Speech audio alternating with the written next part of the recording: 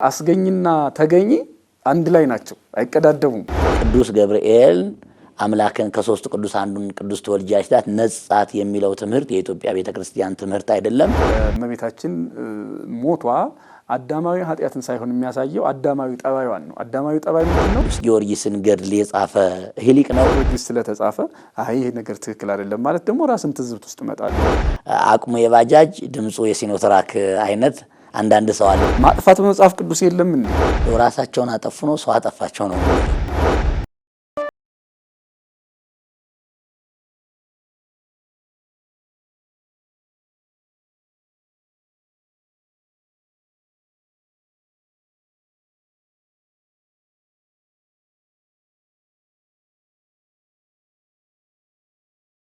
ስለኔ ተወዳጅ ተመልካቾቻችን እንደምን ሰነበታችሁ ይህ ከኢትዮጵያ ኦርቶዶክስ ተዋሕዶ ቤተክርስቲያን መገናኛ ብዙሃን እየተዘጋጀ የሚቀርብላችሁ ሃይማኖታዊ የተሰኘው ሳምንታዊ መርሃ ግብራችን ነው በዛሬው መርሃ ግብራችን ከባለፈው የቀጠለ የቅዱስ ቴዎዶጦስን ዜና ሕይወትና እንዲሁም ሃይማኖታዊ አቋም ይዘን ወደናንተ መጥተናል እስከ መርሃ ግብራችን ፍጻሜ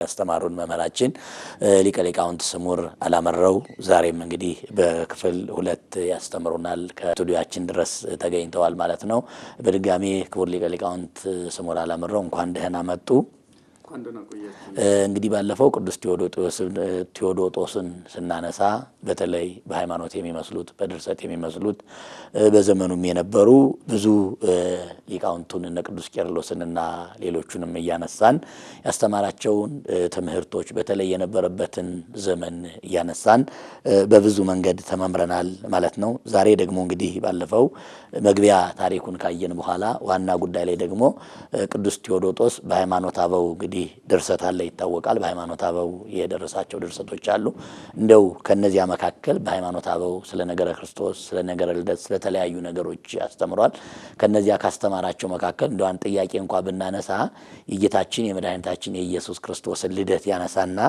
የጌታችን የኢየሱስ ክርስቶስ በታኅሳስ 29 ቀን የተወለደው ልደት ከሰው ህሊና የራቀ የክርስቶስ መወለድ ደግሞ ከኛ ህሊና የራቀ እኛ ከምናውቀው በላይ እንደሆነ ይናገራል ምናልባት የክርስቶስ ልደት እናምነዋለን እንኖረዋለን እንማረዋለን እናስተምረዋለን እሱ ግን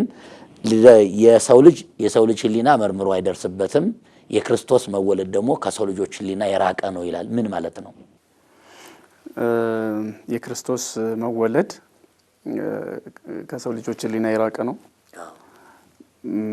የሰው ልጆች ህሊና ደግሞ የክርስቶስ ልደት መርምሮ አሁን ቅዱስ ኢትዮጵያዊ ሊቅም ተመሳሳይ ነገር አለው ለቀዳማዊ ልደት አመስጠሮ ወለዳግም ልደት አመንከሮ የሚለው የመጀመሪያው ልደቱ ምስጢር ምንም እንዲህ ነው ብለን እንኳን ማንናገረው ምንም አሁን ድንግል ማርያምን ቀላል ነው መንክር የሚለው የድንግል ማርያም ሲሆን ትንሽ እምንሰማው ምንረዳው ነገር አለን እንዴት ጸነሰችው ሲባል ቅዱስ ገብርኤል መጣ ከሶስት ቅዱሳን ቅዱስ ተወልጃለሽ አላት የሰማችው ቃል በጆሮዋ የሰማችው ቃል በማህፀኗ ተጸነሰ እንላለን ያ ግን መቼ እንግዲህ እንዴት ሰው ሆነ የሚለው እዚህ ይገባናል ማለት ነው ከሱ ግን እንዴት ተወለደ ምናውቀው ነገር የለም ከቅድመ ዓለም ማለት ነው ከአብ ስለዚህ የቀዳማዊ ልደቱን እንዲህ ነው እንዲያ ነው ብሎ ለመናገር እንኳን አይቻልም ስለዚህ ለቀዳማዊ ልደት አመስጠሮ ማለት የመጀመሪያው ልደቱን ረቂቅ አደረገው ከአብ ተገኘ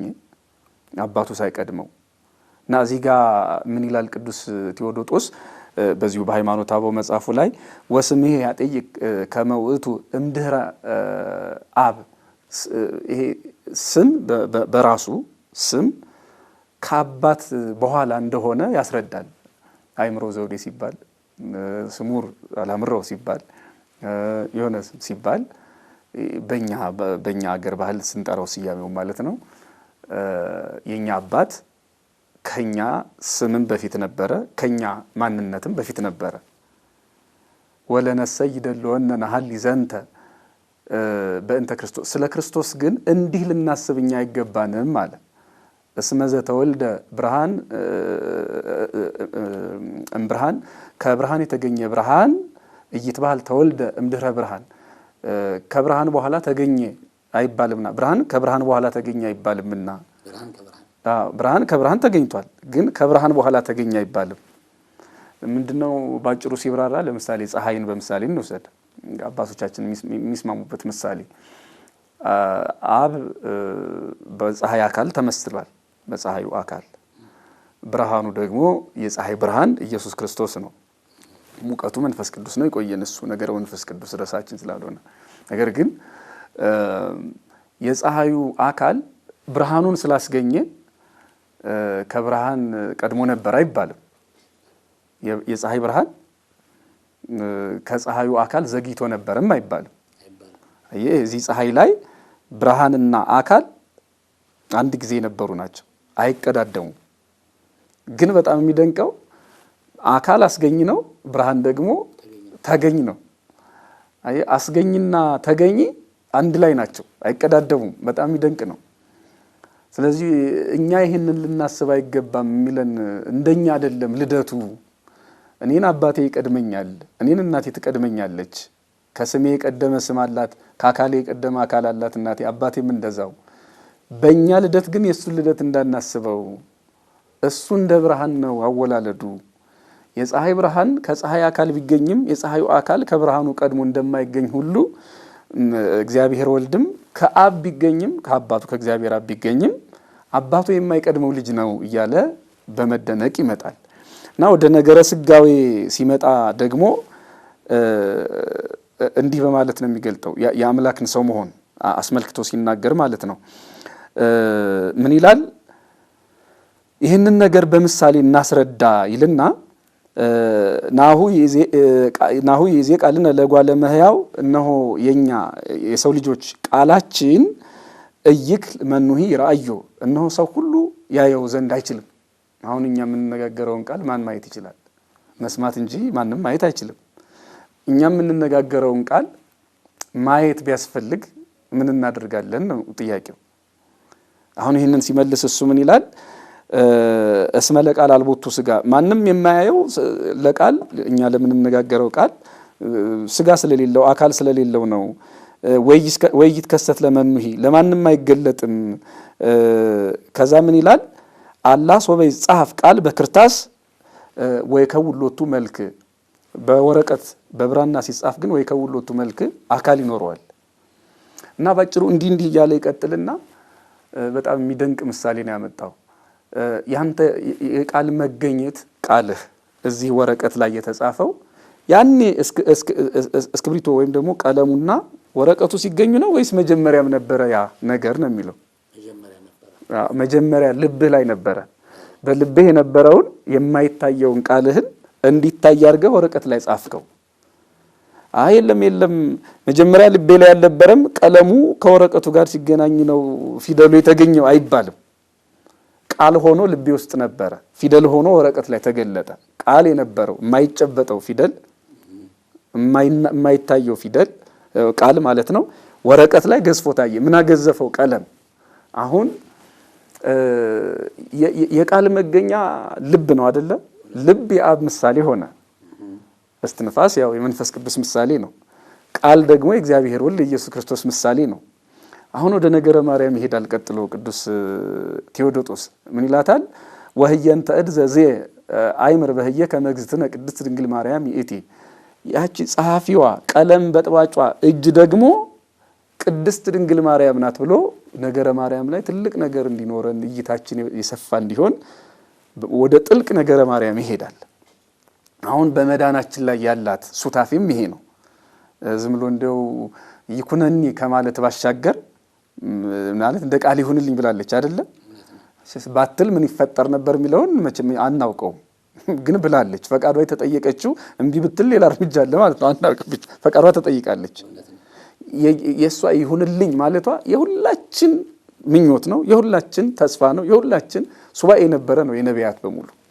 ስለዚህ እንደ ቃል ይሁንልኝ የሚለው ቃሏ እንዳለ ሆኖ አሁን ደግሞ የነገረ ማርያምን ጉዳይ ሲያነሳ ረቂቁ ቃል የገዘፈ ይሄ እኛ የምንናገረው ቃል በቀለም እንደሆነ ሁሉ ያቺ መጻፊያዋ እጅ ቀለም በጥባጯ እጅ ያቺ እጅ ወይም ደግሞ ቀለም ብንላት ይሻላል። እንደውም ረቂቁ ቃል የሚገዝፍባት ቀለም ድንግል ማርያም ናት አለ። የኛ ስክሪፕቶ ረቂቁን ቃል ነው አይደል የሚያገዝፈው። አሁን እኔ አለቃ አእምሮ ዘውዴ ብዬ ብጽፍ ስናገር ማንም አያየውም። ይሄን ቃል ይሰማል እንጂ ይሄ ስም እንዲታይ ነው ማድረግ አለብኝ፣ እንዲገዝፍ መጻፍ። መጻፊያው የሚጨበጥ ነው፣ ቀለሙ የሚታይ ነው፣ የሚጨበጥ ነው፣ የሚዳሰስ ነው ቀለሙ። ያ ቀለም ምንድነው? የድንግል ማርያም ስጋ ነው። ረቂቁ ቃል እግዚአብሔር ወልድ እንዲታይ፣ እንዲጨበጥ፣ እንዲጠመቅ ስጋውን ቆርሶ ደሙን አፍሶ መድኃኒት እንዲሆነን ምክንያት የሆነው ረቂቁን ቃል ያገዘፈው የድንግል ማርያም እናትነት ነው። የድንግል ማርያም ወላዲተ አምላክነት ነው። እና ለንስጥሮስ መልስ እየሰጠ ነው በዚህ ውስጡን ስሙን ሳይጠራ ማለት ነው። እና የንስጥሮስ ክደቱ ያልነበረ ለና መኑ የክርስቶስን አምላክነት የሚለየው ማን ነው? መኑ ዘይፈልጦ ለክርስቶስ እያለ የሚናገረው በውስጥ ስሙን ሳይጠራ መልስ እየሰጠው ነው ለንስጥሮስ ቅዱስ ቴዎዶጦስ። እና እመቤታችን ቅድስት ድንግል ማርያም በእኛ ድህነት ላይ ያላትም ትልቁ ሱታፊዋ ይሄ ነው። አንዱ ረቂቁ ቃል እንዲገዝፍ የሚበላ ስጋ የሚጠጣ ደም የዘላለም ሕይወት የሚሆነውን ስጋና ደም በመስጠት ረቂቁ ቃል ግዙፍ ሆነ። ዮሐንስ ወንጌል ምዕራፍ 4 ቁጥር 24 ላይ እግዚአብሔር መንፈስ ነው የሚላል አይደል? ረቂቅ ነው። እና ያ ረቂቁ እግዚአብሔር መንፈስ ማለት ረቂቅ ማለት ነው። የማይጨበጠው የማይደሰሰው እግዚአብሔር ወልድ እግዚአብሔር ቃል ከድንግል ማርያም ስጋ ሲነሳ ግን ይሄው ሰዎች ብቻ አይደሉም መላእክት ማይተውት ደስ አላቸው። ምንድነው እንደውም አይንና ቅንድብ ተቀራርበው አይተያዩም የሚል ቅኔ አለ የሚያስታውሱት ከሆነ ቀራንብትና አይን ዘቅሮባን ቀራንብተ ኢይሬ አይን የሚል እንደሱ ቀራንብተ ኢይሬ አይን የሚለው አሁን ሱራፌል ኪሩቤል ዙፋን ተሸክመው በጣም ነው የሚገርመው። እንደ አይን ናቸው ግን ቅንድባቸውን አያዩትም። እዛው የያዙትን ዙፋን አይተው ታያውቁም። ለዙፋኑ ቀርበው ዙፋኑን ተሸክመው አንድም ቀን አይን ገልጠው ያላዩትን ሩቅ ያለችው ድንግል ማርያም ምድር ላይ ሆና አምላክን ገለጠችው። በጣም እኮ የሚደንቅ ነው። እና በቅርብ ያሉት ሱራፌል ኪሩቤል እዛው መንበሩን ተሸክመው ዓለም ከተፈጠረ ጀምሮ የነበሩት አይናቸው አይደለም መንካት አይደለም መዳሰስ ማየት ያልቻሉትን አይናቸውን እንዲገልጡ ምክንያት የሆነች በበረቱ ያሳየችው የገለጠችው እሷ ናት። ስለዚህ ቀለም የምንላት ቃል የገዘፈባት ቀለም የምንላት ከዚህ የተነሳ ነው ቴዎዶጦስ እንደሚናገረው። በጣም ረቂቅም ግሩምም ምስጢር ነው ሊቃውንት እያስተማሩን ያሉ ቃለ ሕይወት ያሰማልን። እንዲሁ ከዚህ ጋር ተያይዞ ነገረ ማርያም ካነሳን አይቀር የነገረ ማርያም ትምህርት እንግዲህ ሰፊ ነው። በተለይ በእኛ በኢትዮጵያውያን በሊቃውንቱም በምእመናኑም ነው ነገረ ማርያም በመጽሐፍ ከተጻፈው በላይ በምእመናን ልቡናና በሊቃውንት ልቡና በፍቅር የተጻፈው ደግሞ ከመነገርም በላይ ስለሆነ ከዚህ ጋር ተያይዞ ራሱ ሊቁም የሚናገረው ቃል አለ። እምዘፈጠራ ወይ ረኩሰት በምንትኒ እምዘፈጠራ ድንግል፣ ከተፈጠረች ጊዜ ጀምሮ ድንግል ናት በምንም ነገር አልረከሰች የሚላል። ብዙ ሰዎች በተለይ እንደው ከኛም ሀገር ሊቃውንት አንጽሖ ስጋሃ ቀድሶ ኪሃደረ ላይ ስጋዋን አንጽቶ እሷን ቀድሶ በሷ ላይ ያደረም ይላል። ከሌላም ነገር እየተነሳ በተለይ በእርግጥ በነገራችን ላይ የኛ የቤተ ክርስቲያን መጽሐፍ እመቤታችን ጥንተ አብሶ አለባት የሚል እንዳለባት የሚያመላክትም አንድም ነገር የለም። ምክንያቱም ከጥንተ አብሶ ምንም እንዳላረፈባት ነው። ከዚህ ልቅ ጀምሮ ወይ ረኩሰት በምንትኒም ዘፈጠራ ድንግል ከተፈጠረ ጊዜ ጀምሮ በምንም አይነት ምንም ንክኪ የኃጢአት የበደል ንክኪ የለባትም ድንግል ናት የሚል ግን አንዳንድ ጊዜ ግን ሰዎቹ አንስተው እንዲሁ አለባት የለባትም የሚል ጥያቄ ያነሳሉ። ይሄን እቃወማለሁኝ። ለምንድነው እመቤታችን ከጥንተ አብሶና ከሰው ዘር ኃጢአት ሁሉ ልዩ ሆና ተፈጥራ እኛን ለማዳን ምክንያት ወይ ለመዳን ምክንያት ለምን ሆነች ብለን ማንሳት እንጂ አለባት የለባትም ብሎ ከተነሳ መጽሐፍ ያላለውን አንድም ከብሉይ ኪዳንም ከሐዲስ ኪዳን ያልተገኘውንም እንደው አለባት የለባትም ብሎ ጥያቄ ማንሳት የግድ ይኖርባት የሚል ዝንባሌና ሐሳብ ሊኖር ስለሚመስል እንደው ከዚህ አንፃር ቢያስተምሩን። እውነት ነው። አሁን ሁለት ቃላት በጣም ወሳኝ ናቸው እዚህ ውስጥ። አሁን ወይ ረኩሰት ሶስት ብንል ወይ ረኩሰት አንደኛ በምንትኒ ከዛ ደግሞ እምዘፈጠራ አሁን ምንድነው እሱ ልዩ የሚያደርገው ከፈጠራት ጀምሮ ነው የሚለው። አሁን የግብጽ ቤተክርስቲያን አሁን የምታምነው የጥንት አባቶቿን አይደለም። አሁን ባሉ ቅርብ ጊዜ ነው እንግዲህ አንዳንድ አመለካከቶች እንደ ተቋም የሚራመደው ይመስለኛል ግብጽ ላይ። ከዚያ ውጪ የጥንት አባቶቻችን በተለይ የኢትዮጵያ ኦርቶዶክስ ተዋሕዶ ቤተክርስቲያን ጋራ ቅጂዎቻቸው የመጡ አባቶቻችን በሙሉ የዚህ ሀሳብ ተገዢዎች ናቸው። ከተፈጠረ ጀምሮ የሚለውን ትተው አሁን ለምሳሌ በግብጽ ያሉ አንዳንድ አባቶች እንግዲህ ጻፉት ሲታይ በብስራተ ገብርኤል ጊዜ ነጻች የሚሉ አሉ። ማለት ቅዱስ ገብርኤል እስኪያበስራት ማለት ነው። ይሄ በፍጹም መልኩ እንትን የማያስኬድ ነው። መነሻም ሀሳብ ከአባቶቻችን እንግዲህ ቢያንስ አባቶቻችን ወደኛ ካመጡት መጽሐፍ ከዚህ ሁሉ ከ60 ምናምን ሊቅ አንድም ይሄንን የሚናገር አባት የለንም። 60 ምናምን ናቸው እንግዲህ በዚህ ሃይማኖታዊ ላይ የምናገኛቸው ሊቃውንት ካልተሳሳት ቁጥራቸው ወደዛ አካባቢ ነው። እና በየጊዜው ግን ቅጂዎቻቸው የማይታወቁ ባለቤቶቻቸው የማይታወቁ አንዳንድ በግሪክኛ የተጻፉ ወደ እንግሊዝኛ ሲመለሱ ጥራታቸው የማይታወቅ ባለቤትነታቸው የማይታወቅ አብዛኞቹ ደግሞ ወደ እንግሊዝኛ መላሾቹ እንዳጋጣሚ ሆኖ በሌላ እምነት ውስጥ ያሉ ናቸው። ቋንቋውን ስለሚችሉት ይመልሱታል ወደ እንግሊዝኛ እና ይሄ ብዙ ነገሮች አሉ። በሌላ መልኩ ግን ከነባሯ ቤተክርስቲያን ይሄ ሁሉ ሊቅ አሁን ላለው ነገር ቅዱስ ገብርኤል ባበሰራት ጊዜ ከኃጢአት ነጻች የሚለው ነገር የሚደግፍ የለም። ለማንኛውም ግን እንዲህ ብለው የሚያስቡ አሉ። የኢትዮጵያ ኦርቶዶክስ ተዋሕዶ ቤተክርስቲያንና የጥንቷ የትኛውም ቤተክርስቲያን ግን ይሄ ነው የቅዱስ ቴዎዶጦስ ንግግር ነው እንትኗ መግለጫው በነገረ ማርያም ላይ ያላት እምነት ይሄ ነው። ከፈጠራት ጀምሮ በምንትኒ ሁለተኛው ነገር አንደኛ ከፈጠራት ጀምሮ ቅዱስ ገብርኤል ባበሰራት ጊዜ አይደለም። ከፈጠራት ጀምሮ ሁለተኛ በምንትኒ በምንም ነገር ይሄ በምንም የሚለው እንግዲህ እኔ ምናልባት ሊቁ ባያብራራውም በምንትኒ ያለበት ምክንያት ኃጢአት ሁለት መልክ አለው። ጥንተ አብሶ የሚባለውና ምልአተ ኃጢአት ከሁለቱም ማለት ነው ብለን መተርጎም የምንችለው እንደዛ። በምንትን የሚለው እሱን ነው። ሌላ በምን ሊለው ይችላል? እውነት ነው። ምክንያቱም በምንም ነው እኮ የሚለው በምንም ነገር ከፈጠራት ጀምሮ በምንም ነገር ይሄ ጥንተ አብሶ የምንለው በነገራችን ላይ እንግዲህ አልፎ አልፎ የምሰማቸው ጥንተ አብሶ የሚል ቃል የለም ይላል አለ ቃሉ በሃይማኖት አበው መጻሕፍቶቻችን ውስጥ ቃል በቃል የተጻፈ ነው ተጽፎ የሚገኝ ቃል ነው ጥንተ አብሶ የሚለው። ምናልባት ቃሉ ከሆነ አበሳዘ አግዚና ቅዱስ ዮሐንስ አፈወርቅ ሶበሰ መጻግዚና በጥንተ አብሶ የሚኮነ ሞቱ ምናልባት ቃሉን ጥንተ አብሶ የሚለው ከሆነ ምናልባት እንግዲህ አበሳዘ ጥንት ማለት ይችላሉ ቃሉን ከሆነ ችግሩ። ለማንኛውም ግን የአዳም ሔዋን በደል ማለት ነው።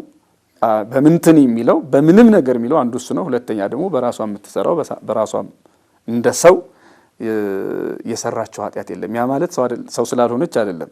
እግዚአብሔር መንፈስ ቅዱስ ስለጠበቃት፣ እግዚአብሔር መንፈስ ቅዱስ ስላነጻት። ያ ቅድም ያነሱት ሰው በቅዱስ ያሬድ ድርሰት ላይ ቀዲሶ ኪያሃ የሚለው ማንጻት መቀደስ የሚለው ይሄ አነጻ የሚለው ስትፈጠር ጀምሮ መሆኑን ማወቅ ያስፈልጋል። ቀዲሶም ያው ተመሳሳይ ነው። በነገራችን ላይ ቀደሰ የሚለው እኮ ለክርስቶስም ይነገራል። ለምሳሌ ዘቀደሶ አብ ወፈነው ውስጥ ዓለም ይላል አይደለ? ዘቀደሶ ማለት ምን ማለት ነው? ቅዱስ ስላልነበረ ነው እንዴ አብ የሚያከብረው ልጁን? መጀመሪያም እኮ ቅዱስ ነው፣ የባህሪ ቅድስና ያለው ነው። እንኳን የባህሪ ቅድስና የሌላትን ድንግል ማርያምን እሷ የጸጋ ቅድስና ነው ያላት፣ እንደ ሰው የተሰጠ ቅድስና ነው ያላት። እንደ ስላሴ ስላሴያዊ ወይም ደግሞ ከስላሴ እንዳንዱ ሆነ አይደለም፣ ሰው ናት እሷ። ነገር ግን ቀዲሶ ኪያሃ ማለት ዘቀደሶ አብ ወፈነው ውስተ ዓለም ከሚለው ጋራ በተለይ ይሄ ርዕሰ ጉዳይ በመምህራን በቤተ ክርስቲያን ሰዎች የሚነገር ስለሆነ ትንሽ ከበድ እንዳይል ለሌሎች አድማጮች ቀለል ወዳለው ነገር ብንሄድ ይሻላል። ስጋሃ ቀዲሶ ኪያሃ ላይ ሊሃ ማለት ጥንቱን ከለከላት ማለት እንጂ ኑሮባት ቀደሳት ማለት አይደለም ነው። በምንትን የሚለው እሱን ነው። በቃ ከምን አስቀድሞ እንዳትነጻ አደረጋት። ወይ ረክሰት አልረከሰችም፣ ኃጢአትን አልሰራችም ማለት ነው። ስለዚህ አንዱ ይሄ ነው። ስለዚህ ይህንን ሐሳብ እንደው እንትን ለማለት ሁለት መጽሐፍ ቅዱሳዊ ሐሳብ መውሰድ እንችላለን። ምናልባት ይሄ ሰሎሞን አስቀድሞ ምንም ነውር የለብሽም ሁለንተናሽ ውብ ነው ብሎ ጽፏል። ከሃይማኖት አበው ሊቃውንት መካከል ደግሞ ቅዱስ ቴዎዶጦስ ወይረኩሰት በምንትኒም ዘፈጠራ ድንግል ከፈጠራት ጊዜ ጀምሮ ከጥንቱ ከመጀመሪያው ጀምሮ ምን የለባትም አልረከሰችም፣ ንጽሕት ናት፣ ቅድስት ናት ብሏል። ስለዚህ በሶሎሞን ቃልና በቅዱስ ቴዎዶጦስ ቃል ደግሞ የቅዱስ ያሬድን የዜማ ትምህርት አንጺሖ ሥጋሃ ቀዲሶ ኪሃ ሚለው መጀመሪያውኑ ለይቶ አክብሮ ብለን በዚህ አይነት ነው እንጂ ምን ተረጉመው ቅድም እንዳሉት የግብጽ አሁን ያሉ የግብጽ አንዳንድ ጸሐፊዎቹ ቅዱስ ገብርኤል አምላክን ከሶስት ቅዱስ አንዱን ቅዱስ ተወልጃችታት ነጻት የሚለው ትምህርት የኢትዮጵያ ቤተክርስቲያን ትምህርት አይደለም፣ የጥንት አብያተ ክርስቲያናትም ትምህርት አይደለም፣ ዘመን አመጣሽ ትምህርት ነው እንጂ ነባሩ የቤተክርስቲያን ትምህርት በነገረ ማርያም ላይ ያለው አባቶቻችንን እንዳስተማሩት ከጥንት ጀምሮ ከለከላት ምንም የለባትም የሚለው ትምህርት ነው ማለት ነው። እውነት ነው። ሌላው ደግሞ ከአባቶችን መርጦ አንዱን ደግፎ ሌላውን ነቅፎ አይቻልም። እኛ ብዙዎቹ ያሉት ቅድም አሁን 60 ሊቃውንት የጠራ ትምህርታቸው ደርሰዋል። ከ60 በላይ የሚሆኑ እነዚህ ሊቃውንት ያመኑትን የተጻፈውን ትምህርት አምጥተውልናል አይደለ? ከዚህ የተለየ ሲመጣ ማስታረቅም እኮ ግዴታ የኛ ኃላፊነት ነው እና እመቤታችን ርኩሰት ወይም ኃጢአት ነበረባት ብለው የሚያስቡ ሰዎች ካሉ በሊቃውንት ደረጃ እንዲህ አለ ብለው ቅድም ያልኩት ችግር እንዳለ ሆኖ ማን ነው መላሹ ማን ነው ተርጓሚው የሚለው ጥያቄ እንዳለ ሆኖ የትኛውስ ቤተክርስቲያን የኔ መጽሐፍ ብላ ተቀብለዋለች የሚለው እንዳለ ሆኖ እነዚህ ሊቃውንት ደግሞ ያልተባለ ነገር ሲጨመርበት በትምህርታቸው ላይ እንደዚህ አይነት ሊቃውንት አሉ። ሌሎቹ እንደነ ኤራቅሊስ ያሉት ኤራቅሊስ አሁን በጣም በነገረ ማርያም ላይ የሚደንቅ ነገሮችን የተናገረ ሊቅ ነው ቅዱስ ኤራቅሊስ እና እንደነ ሳዊሮስ በጣም ብዙ ነገሮችን ተናግረዋል። እና እንዲህ አይነት ትምህርቶች ከቀደመችው የቤተክርስቲያን ትምህርት ጋራ ማስታረቅ የትኛው ነው ትክክል የትኛው ነው ትክክል ያልሆነው የሚለውንም አብሮ ሊታሰብ ይገባል እንጂ አይ ይሄኛው ነው ዝም ብሎ እንዲሁ በሌላ ቋንቋ ስለተጻፈ ብቻ ይሄኛው ደግሞ በግዕዝ ስለተጻፈ አይ ይሄ ነገር ትክክል አይደለም ማለት ደግሞ ራስን ትዝብት ውስጥ መጣለውና ያው አጽንኦት ለመስጠት ነው። ሰዎቹ ቀጥሎ ታዲያ የአዳም ኃጢአት ከሌለባት ለምን ነው የምትሞተው? ለምንድን ነው የተራበችው? ለምን ነው የተጠማችው? የሚለው ነገር ያነሳሉ። አጭሩ ነገር ሰው ስለሆነች ነው።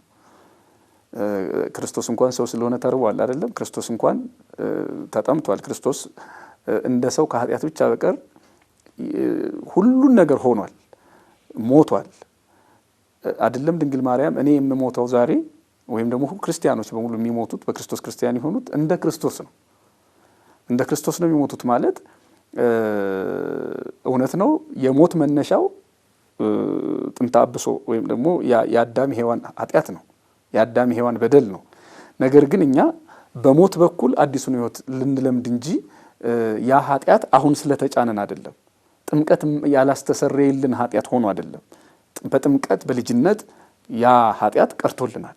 ነገር ግን እኛ የምንሞተው ክርስቶስን መስለን ክርስቶስን በሄደበት መንገድ ተከትለ ሀበቦ ሐዋርያነ ህየን በው ኩልነ ሐዋርያችን ክርስቶስ በገባበት እንሄዳለን እና መቃብር ውስጥ እንደገባ እንገባለን፣ እንደተነሳ እንነሳለን፣ ወደ መንግስተ ሰማያት እንደሄደን እንሄዳለን። ሲያርግ እንዳየነው እናርጋለን ማለት ነው። ስለዚህ እመቤታችን ሞቷ አዳማዊ ኃጢአትን ሳይሆን የሚያሳየው አዳማዊ ጠባይዋን ነው። አዳማዊ ጠባይ ምንድን ነው? ሞት ነው። ይሄ ደግሞ ክርስቶስም ላይ አይተነዋል። ይሄን ለማለት ነው። ምናልባት ወይ ረኩሰት ሲባል ሌላ ነገር እንዳይመስላቸው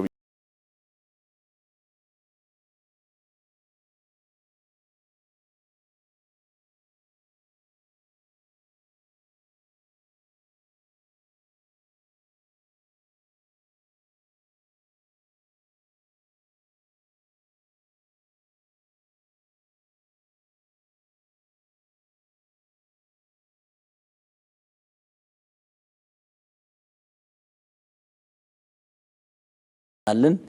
የተወደዳችሁ ተመልካቾቻችን ሊቀ ሊቃውንት ስሙር በነገረ ማርያምና በነገረ ክርስቶስ በጣም አጽንኦት ሰጠው እየነገሩን ያሉ በተለይ አስራው መጻሕፍት የምንላቸው የብሉይ ኪዳን፣ የሐዲስ ኪዳን፣ የመጻሕፍተ መነኮሳት፣ የሃይማኖት አበው መጻሕፍት እመቤታችን ቅድስተ ቅዱሳን ድንግል ማርያም ከመጀመሪያው ከጥንት ጀምሮ በተለይ እንደው ከእናቷ ከሔዋን ከመጀመሪያው ጀምሮ መንፈስ ቅዱስ ጠበቃት፣ ለያት፣ ከለከላት፣ መረጣት፣ የአምላክ እናት እንድትሆን አበቃት። የእሷም ድርሻ በቅቶ መገኘት ገብርኤል ያዘዛትን ትእዛዝ ከእግዚአብሔር የተቀበለችውን ቅድስናና ንጽሕና ይዛ ጠብቃ መኖሯ እንዳለ ሆኖ አስራው መጻሕፍቶቻችን በዚህ የተተረጎሙ የታሹ እንዲሁም ደግሞ ጨምረው ሲያክሉ የጥንት አብያተ ክርስቲያናት አሃት አብያተ ክርስቲያናት የምንላቸው መጻሕፍትም ከዚያ ደግሞ ከውጭ የመጡ አብዛኛው በሃይማኖት አበው ላይ ያሉ ሊቃውንት ትምህርታቸውን ሃይማኖታቸውን ዛሬም እንዲህ እያቀረብን የምንመማርባቸው ጽሑፎቻቸውን የምናነብላቸው ሊቃውንትም በነገረ ማርያም ዙሪያ ላይ ጥርት ያለ ጽሑፍ ጽፈዋል እንጂ አንዳንድ ጥራዝ ነጠቆች መጠው ከነዚህ የተነሱትን ይዞ አለባት የለባት የሚል አከራካሪ በጥንት የቤተ ክርስቲያን መጻሕፍትም በእኛ በአስራው መጻሕፍትም የሌለ መሆኑን አስረግጠው ማስረጃ አቅርበው ነግረውናል። እጅግ ብዙ ጊዜ እየተንከባለለ የሚመጣ ጥያቄ ዛሬ ደግሞ በቂ መልስ ያገኘ ጥያቄ ስለሆነ በድጋሜ ቃለ ሕይወት ያሰማልን እንላለን። ቅዱስ ቴዎዶጦስ ብዙ ነገሮችን የተናገረ ሃይማኖታዊ ትምህርቱ ይዘቱ እንደገና ደግሞ በጵጵስናው ዘመን ያደረጋቸው የአስተዳደር ስራዎች ቤተክርስቲያንን የጠበቀበት መንገድ የእመቤታችን ክብር፣ ቅድስና፣ ዘላለማዊ ድንግልና ያስተማረበት መንገድ ሰፊ ሆኖ በሰፊው ተምረናል። እንደው ከዚህ ጋር ተያይዞ ከዚህ ወጣ ስንል ደግሞ ከሌሎቹ ሊቃውንት ለየት የሚያደርገው የቅዱስ ጊዮርጊስን ገድል የጻፈ ይህ ሊቅ ነው ወይስ ደግሞ ሌላ ቴዎዶጦስ ሲሆን? እንግዲህ በእኛ የሃይማኖት አበው ትርጓሜ ውስጥ የተጻፈው ይሄ ሊቅ እንደሆነ ነው። ከዘመኑ አንጻር ምናልባት ሊሆን የሚችልበት አጋጣሚ አለ። ምክንያቱም እንደው በዘመን ስናየው 100 አካባቢ እንደዛ አካባቢ ቅዱስ ጊዮርጊስ ቀደም ይላል። ስለዚህ ቅዱስ ጊዮርጊስን ገድል ለመጻፍ የሚችልበት የእድሜ የዘመን ክፍተት የለም። ስለዚህ የቅዱስ ጊዮርጊስን ገድል ይሄ ታላቅ አባት ይሄ ታላቅ ሊቅ ቢጽፈው ወይም ዘመኑ የሚያስቸግር ነገር የለውም። በሊቅ የተጻፈ ገድል ነው ማለት ነው። አይ እንደው እዚህ ጋር ተያይዞ አሁን ዛሬ እንደው ገድል ላይ የተንሸዋረረ አመለካከት ላላቸው አንዳንድ ወገበ ነጮች እንግዲህ ወገበ ነጭ ማለት በእኛ የቤተ ክርስቲያን ቋንቋ ወይም ደግሞ የጉባኤ ቤት ቋንቋ ይመስለኛል። ወገበ ነጭ ማለት ሙሉ ትምህርት ያልተማረ ጀምሮ ሚተው ሙሉ ጥቅስ የማይጠቅስ ግማሽ ጥቅስ ይዞ ሚናከስ አይነት ማለት ነው። አጠቃላይ እንደው ሙሉ በቂ ግንዛቤና ሙሉ መረጃ የሌለው ትንሽ ያላትን እንቅልፍ የላት የሚባል ትንሿን ይዞ ግን ብዙ እንዳለው አድርጎ እንደው የሚያጓራ እንደው አቅሙ የባጃጅ ድምፁ የሲኖትራክ አይነት አንዳንድ ሰው አለና ማህበራዊ ሚዲያ ላይ እንዲህ አይነት ነገሮች እናያለን። እንደው በዚህ ሊቅ የከበረ ሊቅ ነገረ ማርያምን ያብራራበት ነገረ ክርስቶስን ያብራራበት እንደው ይህ በመንፈስ ቅዱስ የከበረ በጸጋ የከበረ በእውቀት የከበረ በዚህ ሊቅ የቅዱስ ጊዮርጊስ ገድል መጽሐፍ እንደው ለዘመናችንም በአጠቃላይ እንደው ላሉት ገድላቶቻችንም እንደው የሚሰጠው ጠቀሜታ ይኖር ሆን? አዎ በጣም ምናልባት እንደውም አሁን በዚህ እንግዲህ መከረኛው ማህበራዊ ሚዲያ ላይ ቅዱስ ጊዮርጊስ እኮ የወታደር እንጂ ቅድስና የለውም የሚል እንዳሉት ወገበ ነጭ ነው የሚባለው እንደዛ አይነት ነገር ክርክር አይቻለሁ። ምንድነው እሱ ለምሳሌ ብዙ ትችቶችን ያነሱና እነዚህ ዘመዶች ቅዱስ ሰዎችን ገድሏል ቅዱስም ሆኖና በጣም የሚገርመኝ ምን ያህል ከመጽሐፍ ቅዱስ ትምህርት ከአባቶች እውቀት ምን ያህል የተለዩ እንደሆነ የሚያሳይ ቅዱስ ጊዮርጊስን ለመንቀፍ 70 ነገስታትን ገድሏል። ስለዚህ ነፍሰ ገዳይ ነው እንጂ ቅዱስ ጊዮርጊስ እንዴት ሰማዕት እንዴት ቅዱስ እንዴት ጻድቅ ይሆናል?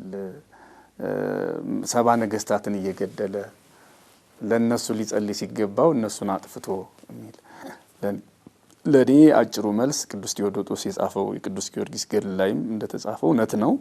በ70 ነገስታት አለማመን ምክንያት ያን ሁሉ ተአምር አሳይቷቸው እንደነሱም የታምራትን እድል ለማየት የታደለ ያለ አይመስለኝም። ቅዱስ ጊዮርጊስ እየተፈጨ ስቃይ የደረሰበት ሰው ነው፣ ሰማዕት ነው። ነገር ግን ደግሞ እግዚአብሔር እንደሚችል የሚሳነው ነገር የሌለ አምላክ እያበረታው እሱ ራሱ እንደሚለው ፎይ የህሊካ አምላኬ የተሰቅለ በእንተ አምላኬ ለኔ ሲል እንደተሰቀለ እንዴት አላስብም እያለ መከራዎቹን ችሏል። በክርስቶስ የሰው አቅም አይችለውም። ያንን እግዚአብሔር ያደረበት እግዚአብሔር ያስቻለው ግን ችሏል። ስለዚህ የእግዚአብሔር ካህሊነት የታየበት ያ ሁሉ መከራ፣ የእግዚአብሔር አስቻይነት የታየበት ያ ሁሉ ስቃይ ልባቸውን ሳይመልሰው ሲቀር አጥፍቷቸዋል።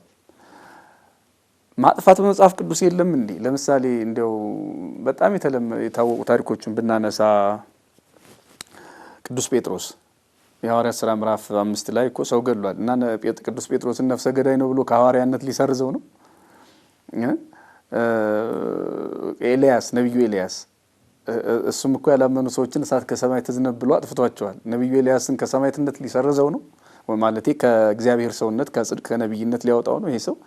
እና አንዳንድ ጊዜ ወይ መጽሐፍ ቅዱስን አለማወቅ ወይ ቤተክርስቲያንን አለመረዳት አንዳንድ ጊዜ የሚያመጣው ችግር ነው እና ለነሱ እግዚአብሔር ልብ ይስጣቸው። ቅዱስ ጊዮርጊስ ግን ገድሉ የተጻፈው በቃ በታወቀ በሊቅ ነውና የሊቁ ጽሁፍ ደግሞ በብቃትም የመጣ ስለሆነ እንዲሁ ዝም ብሎ ታሪክ በማጥናት ብቻ አይደለም እንደኛ በቅድስና በመገለጥ ጭምር የሚመጣ ነው። በማጥናት ብቻ አይደለም። ማጥናቱ አንድ ነገር ነው፣ ማንበቡ አንድ ነገር ነው። ግን ደግሞ እግዚአብሔር መንፈስ ቅዱስ ሲያድርባቸው ሰዎች የጻድቃንን ሕይወት ተገልጦላቸው ገድል እንደሚጽፉ ሁሉ በሌሎቹ ታሪክ ላይ ልክ እንደዚያም ጭምር ነውና በሊቅ የተጻፈውን ደቂቅ ሊነቅፈው አይገባም ለማለት ነው። ቃለ ሕይወት ያሰማልን። እንደው እኒህ ሰዎች እኮ ምናልባት አሁን 70 ነገስታትም እንበላቸው እንደ ፈርዖን ያሉ በመጽሐፍ ቅዱስ ላይም እንደው ራሳቸውን አጠፉ ነው ሰው አጠፋቸው ነው የምንለው። የራሳቸው ክፋት እኮ ነው ያጠፋቸው አይደል እንዴ? ክፋታቸው እኮ ነው ተምረው እምቢ ሲሉ የራሳቸው ክፋት ነው ይዟቸው የጠፋ እነዚህን ሰዎች። እውነት ነው፣ እሱም ያስኬዳል በእርግጥ። ምክንያቱም ምንድነው ያለማመን ውጤት። አሁን እነሱ መጨከን የራሳቸው ምርጫ ሆኗል። መቼም እግዚአብሔር ለሰው ልጅ በተፈጥሮ 3 ነገር ሰጥቷል ይባላል አይደለ? ነጻ ፈቃድ፣ ምርጫ፣ ኃላፊነት። ነጻ ፈቃዳቸውን ተጠቅመው ከቅዱስ ጊዮርጊስ የተለየ አመለካከት ሄዱ። የቅዱስ ጊዮርጊስ አምላክ አምላካችን አይደለም አሉ። ይሄ ነጻ ፈቃዳቸው ነው። ከዛ ነጻ ፈቃድ ምርጫ መረጡ፣ ጣዖት አመለኩ። የቅዱስ ጊዮርጊስን አምላክ ትተው በነጻ ፈቃድ ጣዖት አመለኩ። ይሄ እንግዲህ ምርጫቸው ነው። ከዛ ኃላፊነት ወሰዱ። ነጻ ፈቃድ አለ፣ ምርጫ አለ። የመረጡትን ነገር ድንጋይም ቢሆን አምልከው ባህርም ቢሆን አምልከው ራሳቸውንም ሰማይ ምድሩንም ጨረቃ ከዋክብትን አምልከው ዘንዶም ቢሆን ዶሮም ቢሆን አምልከው ላመለኩት አምልኮ ለኖሩት ሕይወት ራሳቸው ደግሞ ኃላፊነት ይወስዳሉ። ስለዚህ እንዳሉት የሰባ ነገስታትም ይሁን ሌሎቹ ለምሳሌ ሐናንያ እና ሰጲራ ሚስቱን ያለማመናቸውን ውጤት ነው ያዩ። ኃላፊነታቸውን ነው የወሰዱ። ለሰሩት ስራ፣ ለተናገሩት ነገር፣ ለኖሩት ሕይወት የዘሩትን ነው ያጨዱ። ባጭሩ ቃለ ሕይወት ያሰማ እንደ መጨረሻ ማጠቃለያ ሐሳብ የሚሉን ይኖር ሆነ? ምንም የሊቃውንትን ትምህርት እንማር፣ እናጥና። ቤተክርስቲያንን በዚህ ዘመን ብዙ ጊዜ ምናልባት ልዩም እዚህም ብየዋለሁ ሊሆን ይችላል። ወጣቱ በተለይ ቤተክርስቲያኒቱን ይወዳል። የሚወዳትን ቤተክርስቲያን እንዲያውቃት መጻሕፍትን ማንበብ፣ መምህራንን መጠየቅ። ክቡር ሊቀ ሊቃውንት ስሙር አላምረው እስከ ስቱዲዮአችን ድረስ መጥተው እውቀትዎትንና መንፈሳዊ እውቀትዎትንና ትምህርትዎትን ስላካፈሉን እጅግ አድርገን እናመሰግናለን። የተወደዳችሁ ተመልካቾቻችን ወደ እናንተ ስናቀርብላችሁ የነበረ መርሃ ግብራችን ከዚሁ እንቋጫለን። በሌላ መርሃ ግብር እስከምንገናኝ ድረስ ቀሪ የኢትዮጵያ ኦርቶዶክስ ተዋሕዶ ቤተክርስቲያን መርሃ ግብራትን ተከታተሉ እያሳሰብን እኛ ከወዲሁ መርሃ ግብራችን እንቋጫለን። መልካም ሳምንት ይሁንላችሁ። ሰላም እግዚአብሔር ከሁላችን ጋር ይሁን።